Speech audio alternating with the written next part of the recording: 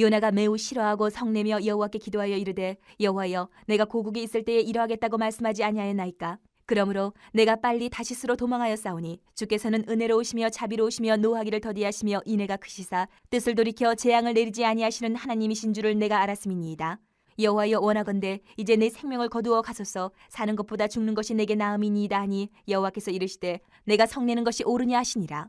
요나가 성읍에서 나가서 그 성읍 동쪽에 앉아 거기서 자기를 위하여 초막을 짓고 그 성읍에 무슨 일이 일어나는가를 보려고 그 그늘 아래에 앉았더라. 하나님 여호와께서 박넝쿨을 예비하사 요나를 가리게 하셨으니 이는 그의 머리를 위하여 그늘이 지게 하며 그의 괴로움을 면하게 하려 하심이었더라. 요나가 박넝쿨로 말미암아 크게 기뻐하였더니 하나님이 벌레를 예비하사 이튿날 새벽에 그 박넝쿨을 갈아먹게 하심에 시드니라. 해가 뜰 때에 하나님이 뜨거운 동풍을 예비하셨고 해는 요나의 머리에 쪼임에 요나가 혼미하여 스스로 죽기를 구하여 이르되 사는 것보다 죽는 것이 내게 나으니이다 하니라. 하나님이 요나에게 이르시되 내가 이 박넝쿨로 말미암아 성내는 것이 어찌 옳으냐 하시니 그가 대답하되 내가 성내어 죽기까지 할지라도 옳으니이다 하니라. 여호와께서 이르시되 내가 수고도 아니하였고 재배도 아니하였고 하룻밤에 났다가 하룻밤에 말라버린 이 박넝쿨을 아꼈거든. 하물며 이 큰 성읍 니느웨에는 좌우를 분별하지 못하는 자가 12만여 명이요 가축도 많이 있나니 내가 어찌 아끼지 아니하겠느냐 하시니라. 많은 신앙인들이 각자 신앙생활에서 자기의 주관, 자기 생각에 치우쳐서 신앙생활을 할 때가 많이 있습니다. 오늘 본문에서 보자면 요나가 그랬어요. 그리고 그 당시에 이스라엘 유대인들도 역시 그런 신앙의 삶을 가지고 있었습니다. 많은 사람들이 오늘날에도 비슷한 것 같아요. 자신의 관점에서 자신의 가치관을 가지고 하나님의 말씀도 들으려고 하고 자신의 생각으로 하나님도 이해하려고 해요. 그러다 보면 자신만의 신앙관에 갇히게 됩니다. 그런데 그 신앙관이 각자가 다 차이가 있어요. 다 달라요. 한쪽으로 치중되어 있는 편협한 신앙관을 가지게 됩니다. 그러다 보면 하나님의 뜻을 제대로 이해할 수가 없는 실수를 범하게 됩니다. 오늘 요나의 분노가 본문에 등장을 합니다. 하나님과의 대화 가운데서. 요나는 왜 이렇게 분노하고 하나님께 반발했을까? 그것을 살피면서 우리 각자의 신앙의 모습들을 다시 한 번 더 객관적으로 살피고 또 회복시킬 부분들을 회복시켜야 될 것 같아요. 하나님이 니느웨를 용서하시는 일로 오늘 1절을 보면 요나는 분노했습니다. 하나님이 니느웨에 베푸신 그 자비를 동의할 수가 없었던 겁니다. 아니 40일 있으면 망한다고 했으면 망해야지. 그거 배옷 조금 입고 회개했다고 그걸 또 용서를 해주시나 이런 거죠. 요나가 바란 것은 니느웨가 완전히 멸망하는 거였습니다. 왜 그렇습니까? 악한 도시였고 당시에 더구나 이 아수르 자신 이스라엘을 침략하고 괴롭히던 아수르의 가장 큰 성 수도였던 니느웨 멸망하는 것을 보고 싶었던 거예요. 요나는 어쩔 수 없이 하나님이 전하라고 하니까 3일을 행해야 될 큰 성 니느웨에 딸랑 하루만 40일 지나면 멸망한다 하루 외치고서는 끝냈는데 하나님이 그걸 또 용서를 해주시네. 화가 난 거예요. 화가 난 거예요. 지금 요나의 이 생각, 사고는요, 철저하게 율법에 딱 갇혀 있어요. 그리고 선민의식에 갇혀서 하나님의 진짜 마음을 알 수가 없는 겁니다. 율법적인 정죄의식에 사로잡혀서 죄인은 다 죽어야 돼, 멸망해야 돼, 거기에만 딱 꽂혀 있는 거예요. 그래서 요나가 다시스로 도망하고자 했던 이유도 이런 편협하게 치중되어 있는 잘못된 율법적인 사고를 가지고 있었기 때문에 하나님의 명령에도 불구하고 정반대에 있는 다시스로 도망가는 거죠. 하지만 진짜 하나님의 마음은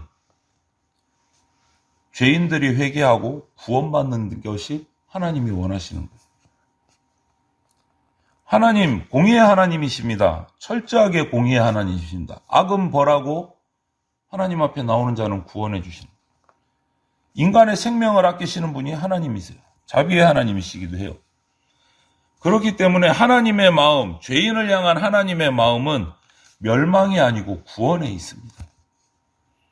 우리도 그런 하나님의 마음을 가져야 된다. 오늘 그렇게 분노가 시작된 요나는 또다시 하나님께 3절부터 보면 자기 생명을 거두어 가달라고 요청을, 기도를 해요. 이 기도는 정말 지극히 이기적이고 지극히 인간적이고 하나님의 뜻에 전혀 맞지 않는 잘못된 기도라는 거죠. 여러분, 신앙이라는 것은 자기 생각, 자기 고집, 자기 주관을 내세우는 게 신앙이 아닙니다. 신앙은 하나님의 마음을 알고 하나님의 뜻을 이루어가는 것이 신앙입니다. 자기 뜻을 이해하지 못하는 이런 요나와 같은 백성을 대하는 하나님의 마음은 어땠을까요? 여호와께서 이르시되 내가 성내는 것이 옳으냐?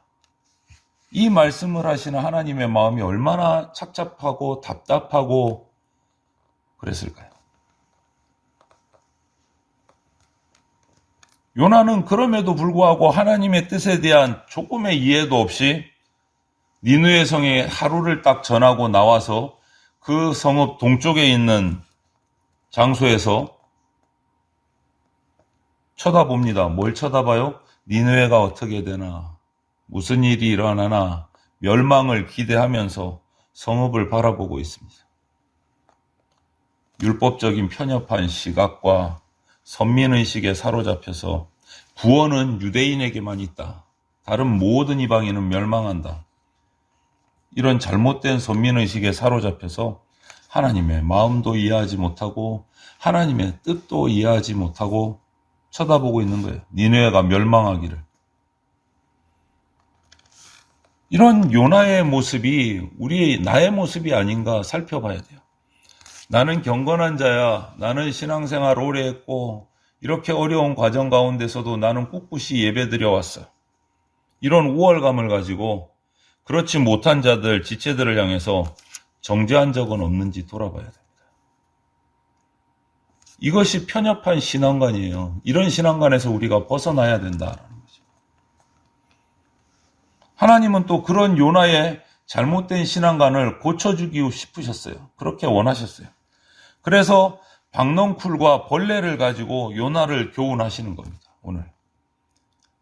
그 뜨거운 낮에 박넝쿨을 자라게 하셔서 요나에게 그림자로 시원하게 해주셨습니다. 그래서 6절을 보면 그 박넝쿨 때문에 기뻐했다. 요나가 기뻐했다. 그런데 딱 하룻밤이 지나고 벌레를 준비하셔서 그 박넝쿨을 갉아먹게 해서 없애버리셨어요. 시들게 하셨어요. 동시에 뜨거운 동풍으로 요나를 괴롭게 하셨어요. 그러자 요나가 또 분노가 폭발을 합니다. 불만이 폭발을 합니다. 자제력을 상실하고 내가 살아있는 것보다 죽는 게 낫겠습니다. 나를 죽여주십시오. 그런 요나를 보고 오늘 9절에 하나님이 말씀하시잖아요. 너 박넝쿨 하나에 네 목숨을 거느냐. 박넝쿨 하나에. 요나는 하루살이 박넝쿨을 아까워했습니다. 그런 그가 수많은 생명과 영혼에 대해서는 잘못된 태도를 지금 가지고 있는 거예요. 니느웨에는 좌우를 분별하지 못하는 사람이 12만여 명이 있다. 그들은 하나님의 법도 알지 못한다. 근데 그들보다 박넝쿨 하나가 더 요나는 목숨을 걸 만큼 귀중한 거예요. 여러분, 사람의 생명은 무엇보다 귀하잖아요. 세상 무엇으로도 바꿀 수가 없는 거죠. 그래서 그 생명을 살리기 위해서 예수님이 이 땅에 오셨고 십자가에 죽기까지 하셨습니다. 우리도 그런 하나님의 마음을 알아서 생명을 아끼는 그러한 삶이 우리 가운데 있어야 돼요. 이런 편협한 신앙관에 갇혀서 그렇지 못한 자들, 자신과 같지 못한 자들을 정죄하고 그들이 잘못되기를, 멸망하기를 고대하는 모습이 요나의 모습인데 그 요나의 모습이 나에게는 없는가 하는 거죠. 나에게는 없는가. 살펴야 돼요. 이런 죄를 고백하고 하나님 앞에 무릎을 꿇어야 됩니다. 용서를 구해야 됩니다. 죄인의 멸망을 기뻐하지 않으시고 한 사람이라도 더 구원하기를 바라시는 하나님, 그 마음을 우리가 깨달아야 된다는 거죠. 그 마음으로 불신자들을 긍휼히 여기고 그들을 복음으로 인도하기 위해서 힘써야 되는 것이 우리의 자세여야 된다. 가축까지도 아끼시는 하나님의 마음이 나와 있잖아요. 지금도 세상의 모든 사람을 사랑하십니다. 하나님은. 죄인이 멸망하는 거 결코 기뻐하지 않으십니다. 한 사람이라도 더 구원받기를 바라시는 그 하나님의 마음을 우리가 묵상해야 돼요. 한 사람이라도. 내가 하나님 앞에 불쌍히 여김을 받은 것처럼 다른 사람도 불쌍히 여길 줄 알아야 된다는 거죠. 하나님이 요나에게 교훈하시는 것이 바로 이거예요. 그런데 요나는 박농풀의 그늘을 당연하게 여겼습니다. 하나님이 자라게 하셔서 그에게 그늘을 만들어 주셨는데 그것을 당연하게 여겨요. 여기서 우리가 주목할 것은 요나가 그 박농풀의 혜택을 받을 만큼 그럴 만한 일을 했느냐? 아니요. 그런 일 한 적이 없어요. 그래서 박농풀 제공받은 게 아니라는 거죠. 오히려 요나는 하나님 말씀에 불순종했습니다. 하나님이 주신 사명을 거부했습니다. 은혜 받을 만한 자격이 없는 사람이 요나예요. 이번 사건에서 보면. 그럼에도 그에게 박농풀이 제공된 것은 전적인 하나님의 은혜예요. 전적인 하나님의 은혜. 그런데 요나의 반응을 보십시오. 은혜를 감사하게 여기기는커녕 오히려 당연하게 여기고 박농풀이 제거되었을 때는 하나님을 향해서 불만을 폭발하고 불평을 폭발하고 성내고 나를 죽여달라고까지.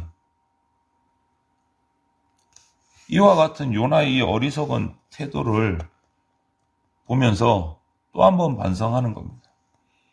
내가 받은 하나님의 은혜, 하나님이 받을 자격이 없는 나에게 주신 그 은혜들을 당연하게 여기고 잊어버리고 오히려 하나님께 더 요구하고 원망하는 것이 내 모습은 아닌가.